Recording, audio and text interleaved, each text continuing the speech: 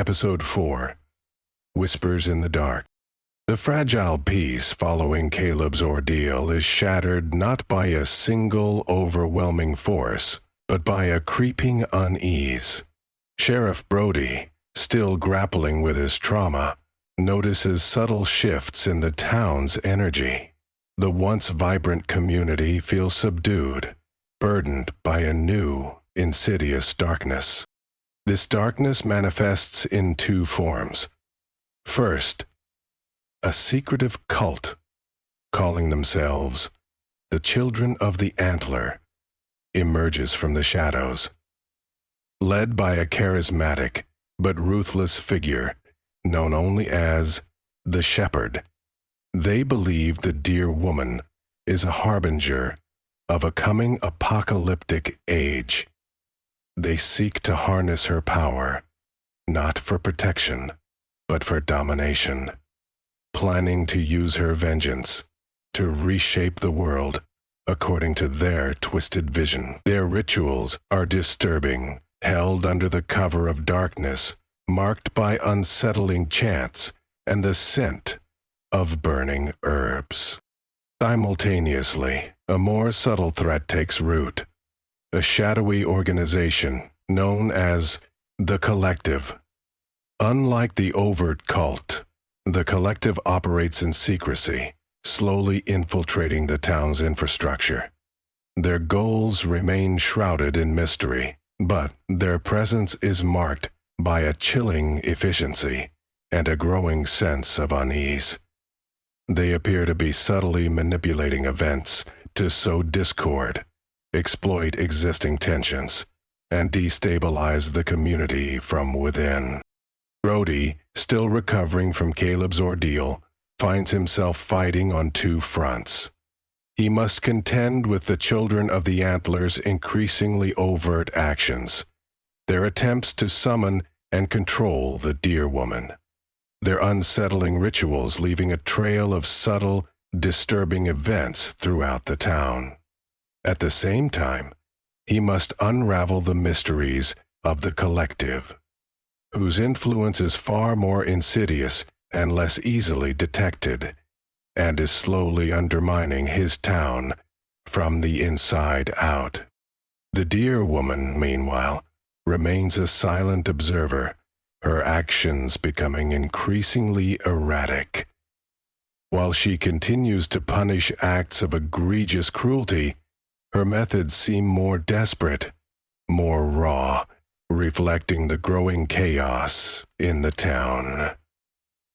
The balance she strives to maintain is being challenged not just by human actions, but also by the arrival of a powerful, malevolent force. Brody finds himself needing to reach out again for help, though he is still hesitant to trust the Dear Woman's violent ways. He must choose between the two threats, balancing his desire to protect his community with the ever-present danger of the Dear Woman's wrath. The subtle threat of the Collective and the overt actions of the Children of the Antler collide, forcing a final reckoning. The fragile peace of the town hangs precariously in the balance, as Sheriff Brody must decide how to combat these two threats. One visible and violent, the other silent and insidious. Both equally capable of destroying everything he has worked to rebuild. This place, more than any other, calls to attention the nature of magic. The place where the voice of the wind is heard. The air hung heavy with the scent of wood smoke, and something else, something acrid and unsettling. Sheriff Brody, concealed in the shadows at the edge of the clearing, watched, his breath catching in his throat. Moonlight filtered through the dense canopy, casting an eerie glow on the scene unfolding before him. A crude altar, fashioned from twisted branches and stained earth, stood at the center of a clearing, deep within the woods. Around it, the Children of the Antler, their faces obscured by shadow and hooded cloaks, chanted in a guttural tongue, their voices rising and falling in a hypnotic rhythm. The shepherd, a gaunt figure with eyes that burned with an unnatural light, stood at the head of the altar. He held a ceremonial knife, its blade glinting menacingly under the moonlight. Before him lay a bound and gagged young deer, its wide eyes reflecting the flickering flames of a nearby bonfire. The chanting intensified, building to a fever pitch, the rhythm a morbid heartbeat in the silent forest. The air crackled with an unseen energy. Brody felt a prickling sensation on his skin, a primal fear that burrowed deep into his bones. A four-voice picture slowly to focus, dissipation, and then fear. The shepherd raised the knife, his movements slow and deliberate, his eyes locked on the terrified deer. The chanting reached a crescendo. Then, with a swift, brutal motion, he plunged the knife into the deer's heart. A guttural scream pierced the night, followed by a wave of pure, untamed energy that pulsed through the clearing, making Brody stumble back, his heart hammering against his ribs. The ground beneath him trembled. The trees around them seemed to writhe and twist. The ground shuddered. The chanting abruptly ceased. The shepherd, his face contorted in a grimace of ecstasy, raised his arms toward the heavens. The energy intensified, forming a swirling vortex of dark energy above the altar. From within the vortex, a spectral image materialized. A fleeting glimpse of the dear woman, her antlers reaching towards the sky like tormented branches, her eyes filled with a mixture of sorrow and unbridled rage. The shepherd, sensing his moment, lunged forward, attempting to grasp the spectral image and bind it to his will. The air crackled, the energy growing more intense, threatening to consume everything around it. The ground trembled violently. Brody, paralyzed by fear and awe, could only watch as the ritual reached its horrifying climax, the fate of the deer woman, and perhaps the entire town hanging precariously in the balance. The shepherd's grasp strained against the spectral deer woman, his face contorted in a mask of desperate ambition. The vortex pulsed with raw power, a tempest of dark energy threatening to tear the very fabric of reality. But the deer woman, far from being a passive victim, fought back with a fierce, primal energy. Her spectral form shimmered, resisting the shepherd's grasp, her eyes blazing with an incandescent fury. The swirling vortex shuddered, the energy within it clashing and colliding, creating a cacophony of sound and light that threatened to overwhelm the senses. Inside the prison, it reminded O'Neill of a cholera so intense. Suddenly, a guttural roar echoed through the clearing. The dear woman's spectral form solidified, her ethereal body hardening into a tangible presence. With a mighty heave, she shattered the shepherd's grasp, sending him sprawling backward, his face pale with shock and fear. The vortex collapsed, the dark energy dissipating into the night, leaving behind only the lingering scent of wood smoke and the palpable silence that followed the storm. The bound deer lay lifeless on the altar, a stark reminder of the brutal sacrifice. The children of the antler, their faces etched with terror and confusion, scattered into the darkness, their carefully constructed illusion of control shattered. The shepherd, his power broken, remained on the ground, his eyes wide with disbelief. He had underestimated the dear woman's strength, her resilience, her inherent power. The ancient spirit had not been so easily controlled. Brody, emerging from his hiding place, watched the aftermath with a mixture of relief and unease. The immediate danger was over, but the underlying tension remained. He knew this was not the end. The children of the antler would regroup, and the shadowy organization known as the Collective continued its subtle work of undermining the town. But for now, the immediate threat had been neutralized. "What are those things are you doing, Brody?" The dear woman, her presence as palpable as the chilling night air, stood over the altar, her eyes sweeping across the clearing, her gaze lingering on Brody before she vanished, leaving behind only the stillness of the forest and the lingering weight of unspoken power. Brody, however, was left with the unsettling knowledge that the fight was far from over, and the true battle for the soul of his town was only just beginning. The unsettling silence of the forest was heavier now, pregnant with the unspoken power of the unseen, and the weight of the responsibility that rested squarely on his shoulders. "The get herself," she said, or whispered.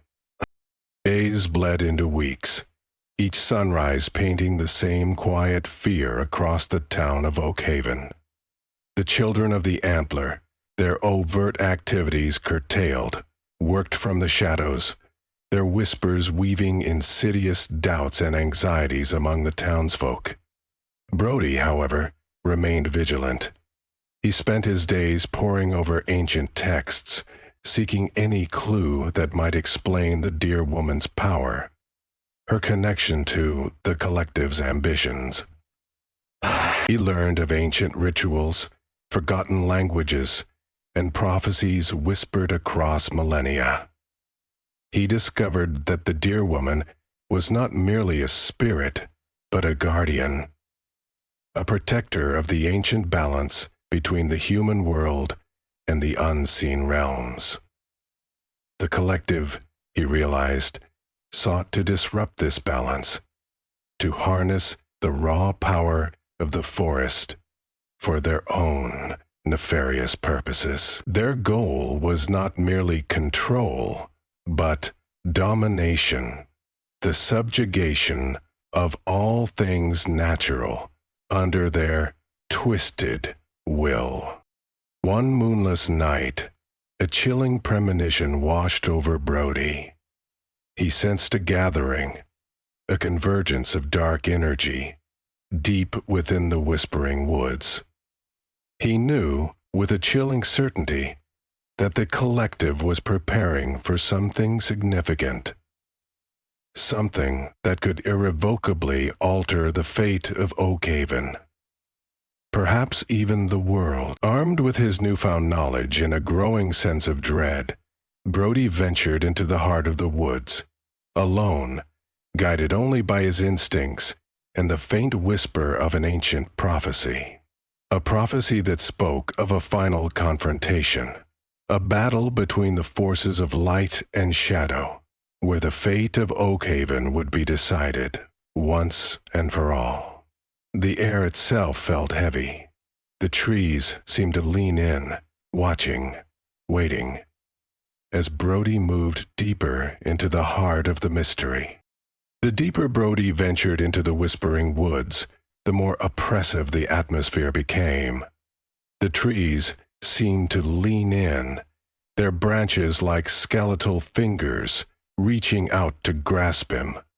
The air grew heavy, thick with the scent of decay and something else, something ancient and malevolent. He could hear the whispers, faint at first, then growing louder, weaving around him, like a suffocating shroud. They were not the whispers of the wind, but voices, voices from the past, from the unseen realm, voices full of sorrow, rage, and ancient prophecies. He stumbled upon a clearing, bathed in an unnatural, phosphorescent glow. In the center stood a massive stone altar, etched with symbols he recognized from his research, symbols of power, of ancient rituals, of a connection to the unseen world. Around the altar, figures cloaked in shadow chanted in a low, hypnotic rhythm, their voices weaving a tapestry of dread. This was it, the collective's ritual site. Brody recognized some of the faces, prominent figures in the town, individuals he'd once considered pillars of the community. Their eyes, however, held a disturbing emptiness, their expressions devoid of humanity, replaced by something cold and sinister. They were not merely participants, they were vessels. Puppets manipulated by a force far greater than themselves. At the head of the altar, a shadowy figure stood, its form indistinct, yet radiating an aura of immense power. This was it, the source of the darkness, the orchestrator of the town's downfall. The figure raised its hand, and the phosphorescent glow intensified, creating a vortex of energy above the altar. An ominous gateway to the unseen realm, sculpture, and touched pastel. Brody knew he couldn't confront them directly. He needed the dear woman. He didn't know how to summon her, but he knew he had to try. He closed his eyes, focusing his thoughts, channeling his fear, his anger, his desperate hope. He called out to her, not in words, but in a silent plea, a raw cry from the depths of his soul. The air crackled, the energy in the clearing growing more intense, as if responding to his call. Then he heard it, the snap of a twig, the rustle of leaves, the unmistakable sound of approaching hooves.